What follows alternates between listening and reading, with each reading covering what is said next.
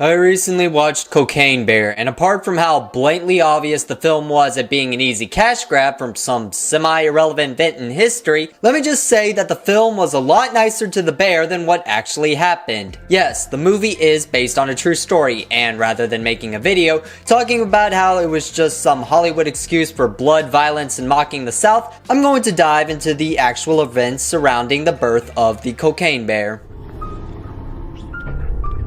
The story begins on September 10th, 1985, roughly 3 months before the birth of the Cocaine Bear. A Cessna 404 Titan airplane was flying over northern Georgia towards Tennessee around 11:30 p.m., and that plane consisted of only 2 passengers, the pilot and co-pilot. While flying the plane, the two would accidentally intercept a transmission on their radio, but it would be crucial in the story moving forward. The transmission sounded like 2 people talking and how they would proceed to follow the plane in front of them with caution. Now, while this may have sounded like basic air traffic, in order for the Cessna plane to have intercepted the message, they would have had to been roughly close to where it was being broadcasted, meaning the 2 passengers on the Cessna plane were the ones being followed. Shortly after this realization, the pilot ordered the co-pilot to start strapping parachutes to the cargo and open the side door of the plane. So before the co-pilot could even react to what was going on, the main pilot put the plane into autopilot and proceeded to dump the cargo.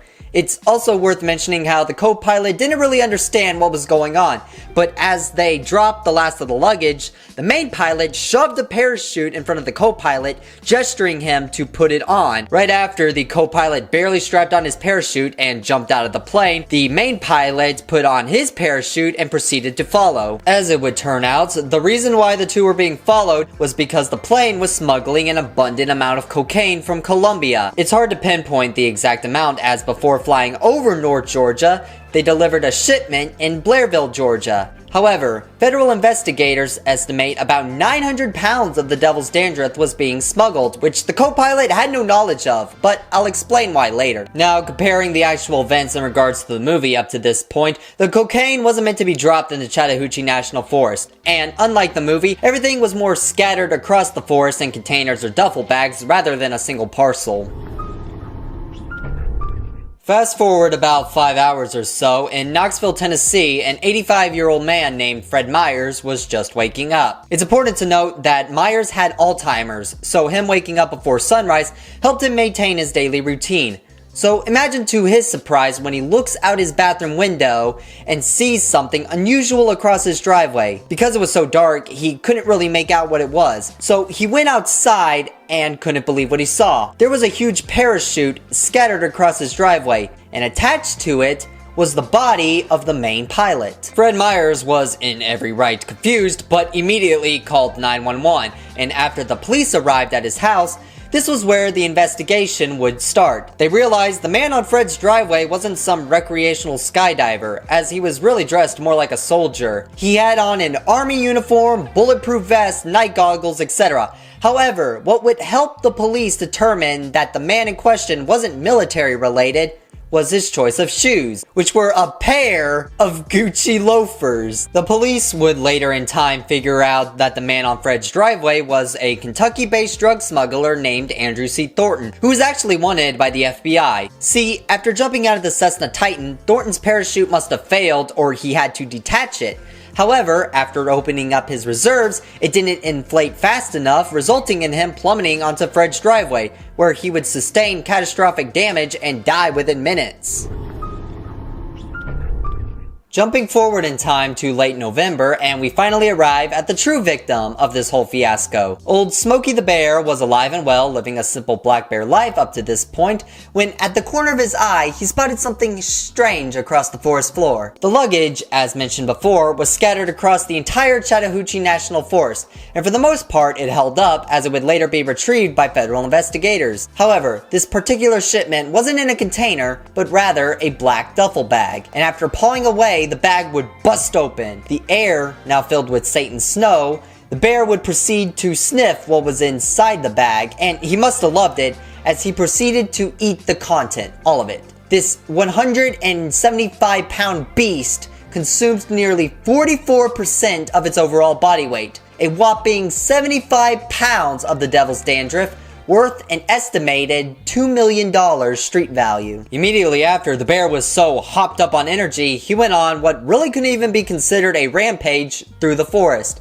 And unlike the movie, no one was harmed except for a bit of wildlife, but that was kind of inevitable. This didn't last long, however, as after sprinting for about a quarter of a mile, everything inside the bear just shut down almost immediately. Smokey suffered cerebral hemorrhaging, renal, respiratory, and heart failures, all before his internal organs just exploded. About 2 weeks later, after tracking a deer that escaped him, a hunter wandering through the Chattahoochee National Forest would find Smokey the bear dead and unresponsive. Within 24 hours, he would be telling all his friends in town what he saw, talking about the dead bear and some strange bag he spotted within the area.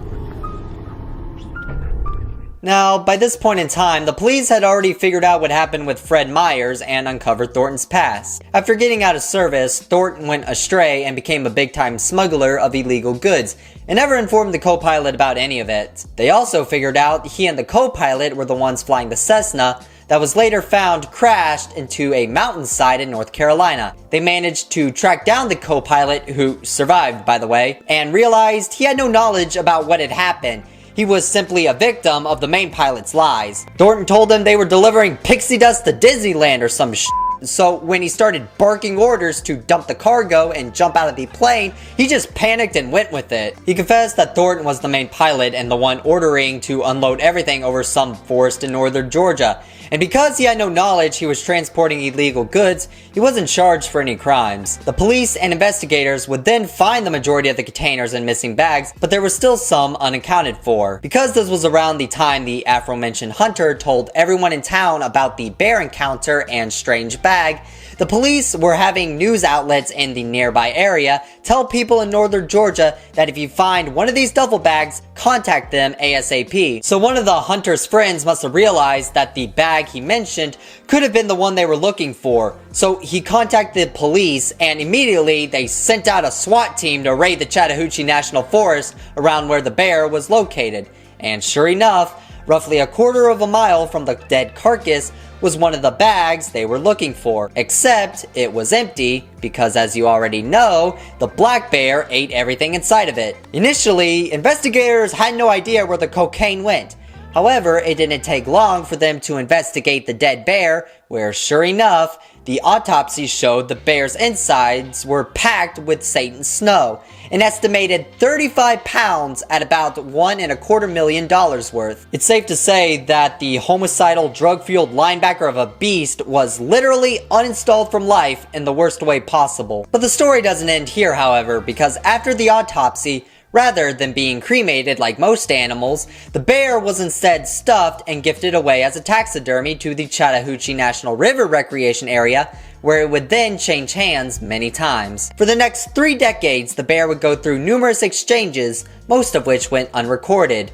However, there have been reports of it being stolen from a storage facility, pawned off, and at some point in the hands of country music legend Waylon Jennings. Eventually though, Smokey would end up in its current home on display in the Kentucky Fun Mall, where in 2015 was given the name Cocaine Bear. And that is the true story of the now known animal mascot and Hollywood cash grab, Cocaine Bear. Honestly, researching this tale was probably more entertaining than watching the adaptation. What went down IRL made this movie look like a comedy, and had they done research on the real events, maybe they'd have a semi-better story to tell. However, if there's one positive thing I could say about this movie, it's that if it weren't for it, myself and others would have never learned of the underappreciated tale of Cocaine Bear. And that, my friends, is something worthwhile. Thank you all for watching. Show your support and leave a like down below. Hope you guys enjoyed the video, and as always, I'll see you next time.